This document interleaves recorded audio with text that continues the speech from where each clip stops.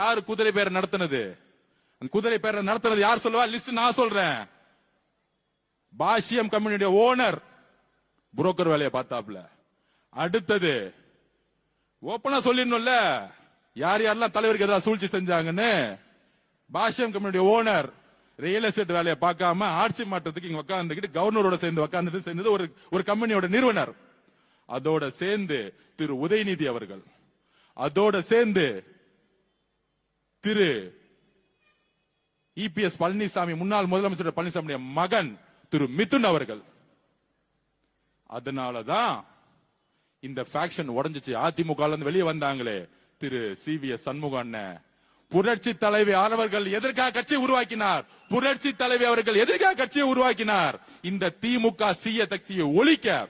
ஆனா அப்படி உருவாக்கின கட்சியை திரு இபிஎஸ் ஐயா அவர்கள் திமுக சாலையோட சேர்ந்துட்டு ஒரே ஒரு காரணம், தலைவர் விஜய் அவர்கள் முதலமைச்சரா வரக்கூடாது. எந்த கொள்கையும் கிடையாது, குறிக்கோளும் கிடையாது, கேட்ட மதசார்பற்ற கொள்கையா? இது சொன்னது திரு பேபி அவர்கள், மார்க்சிஸ்ட் கம்யூனிஸ்டோட தலைவர். நாங்கள் ஆதரவு கொடுக்கவில்லை என்றால் திமுகவும் அதிமுகவும் பிஜேபியும் சேர்ந்து இங்கு ஒரு ஆட்சியை உருவாக்கும், அதற்கு நாங்கள் கடுமையாக ஏற்று நிற்போம். சொன்னது திரு பேபி அவர்கள், சொன்னது காங்கிரஸ், சொன்னது பிசிகே, சொன்னது ஐயுஎம்எல். எல்லா மதசார்பற்ற கொள்கைகளும் தலைவர் அவர்கள் 108 தொகுதி ஜெயிச்சா வந்த நினைச்சிருந்தா தோழர்களே அரசியலை உள்வாங்குங்கள். நினைச்சிருந்தா ஒரே போன் கால் டெல்லிக்கு போன் பண்ணி, ஒரே ஒரு போன் கால் இபிஎஸ் ஐயா போன் பண்ணி, உங்க 47 எம்எல்ஏ எனக்கு கொடுத்துருங்க, நான் முதலமைச்சர் ஆயிடுறேன், நம்ம பகிர்ந்து சொன்னா அவங்க ஓடி வந்திருப்பாங்களா? ஓடி வந்திருக்க மாட்டாங்களா? சொல்லுங்க. ஆனால் ஏன் 47 எம்எல்ஏ தூக்கி போட்டு தலைவர் ராகுல் காந்தி அவர்களுடன் 5 எம்எல்ஏ இணைந்தார்? எங்களுடைய தலைவர் 108 இருந்து 5 போச்சுன்னா 113 தானே. 47 முக்கியமா 105 முக்கியமா அப்படின்னு எங்களுடைய தலைவர் யோசிச்சிருந்தா, வெறும் பதவி அரசியல் பண அரசியலை நோக்கி இருந்தா, இபிஎஸ் மாதிரியோ இல்ல உங்க தந்தை மு.க. ஸ்டாலின் உதயநிதி மாதிரியோ சிந்தித்திருந்தா 47 பேரை நோக்கி இருப்பாங்க.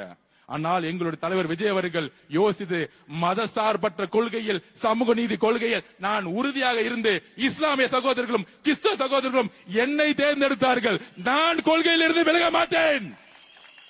அந்த உறுதியான கொள்கையில் ஒரு கால் கொடுத்தாரு திரு ராகுல் காந்தி அவர்களுக்கு. ஆதவ அர்ஜுனா அவர்களே, 5 எம்எல்ஏ 10 எம்எல்ஏ முக்குள்ள நம்ம கொள்கையில உறுதியா இருக்கணும்னு எங்களுக்கெல்லாம் ஒரு வகுப்பு எடுத்து நாங்க எல்லாரும், நான் உட்பட்ட கட்சியில் உட்பட்ட மதசார்பட்ட கொள்கையில் நாம் உறுதியாக இருக்குங்கிறத பதிவு பண்ணது எங்களோட தலைவர். 75 வருஷ கட்சிங்கிறீங்களே, நீங்க ஏன் அதிமுக இஸ்லாமிய சகோதரர்களை கிறிஸ்தவ சகோதரர்களை கேள்வி எழுப்புங்கள். அதிமுகவும் திமுகவும் சேர்ந்து ஏன் ஆட்சி உருவாக்கி துடிச்சது? உடனே நாங்கெல்லாம் அப்படிலாம் நினைக்கலையே சொல்லுவாங்க. அதுக்கு நான் ஒரு உண்மையை சொல்லணும்ல. அந்த கட்சியோடைய மீட்டிங் நடந்துச்சு. வெளியே டிகேஎஸ் இளங்கோவன் தெரியும், செய்தி தொடர்பாளர், உங்களுக்கு தெரியும், பெரியாரிஸ்ட். அவர் தான் செய்தி தொடர்பாளர் திமுக. அவர்கிட்ட ஃபர்ஸ்ட் சொல்றாரு, அவரு நாங்க அதிமுக எல்லாம் சேர மாட்டோம். இப்ப 2 நாள் எல்லாம் ட்ரை பண்ணி கம்யூனிஸ்ட் தோழர்கள் ஏத்த பிறகு சொல்றாங்க. திருப்பி அடுத்த கொஸ்டின் கேட்கிறாரு, நீங்க சேருவீங்களான்னு கேட்டா, எங்களுடைய தலைவர் மு.க. ஸ்டாலின் அவர்கள் நினைத்தால் நாங்க அதிமுகவோட சேருவோம். இப்படி யாராவது சொல்லுவாங்களா? இப்படி யாராவது சொல்லுவாங்களா? கலைஞர் அவர்கள் உயிரோடு இருக்கும்போது சொல்ல முடியுமா? இல்ல அதிமுக புரட்சி தலைவர் அம்மா அவர்கள் உயிரோடு இருக்கும்போது சொல்லுவாங்களா அப்படி? ஆனா டிகே சொல்ல சொன்னாரு, எங்க தலைவர்கள் சொன்னா நாங்க அதிமுகவோட சேருவோம். அப்ப தெரியுதா உள்ள என்ன நடந்துகிட்டு இருக்குன்னு? அங்க மாட்டிக்கிட்டாங்களா அந்த பேட்டியில?